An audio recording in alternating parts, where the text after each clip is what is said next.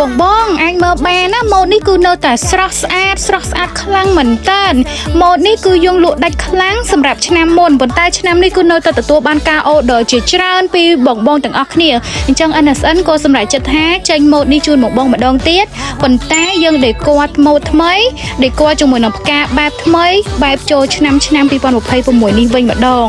សម្រាប់ម៉ូតនេះបងអាចធ្វើការកម្មង់ជូនទៅមនុស្សពិសេសក៏បានជូនមេជូនមិត្តភ័ក្តិបងប្អូនក៏បានឬមួយក៏បងធ្វើការកម្មង់ជូនអ្នកមានគុណជូនអាម៉ាអាកងក្នុងថ្ងៃបុណ្យចូលឆ្នាំចិនខាងមុខនេះក៏បានដែរបងកម្មង់កាន់តែច្រើនទទួលបានការប្រម៉ូសិនកាន់តែច្រើនហើយទទួលបានការបញ្ចុះតម្លៃនិងថែមជូនកាដូជាច្រើនកាន់តែពិសេសទៀតការប្រម៉ូសិននេះគឺយើងផ្ដល់ជូនបង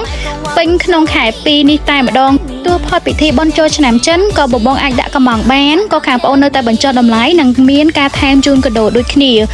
ម៉ូតនេះគឺស្រស់ស្អាតហើយបងពេញចិត្តច្រើនខ្លាំងមែនតើ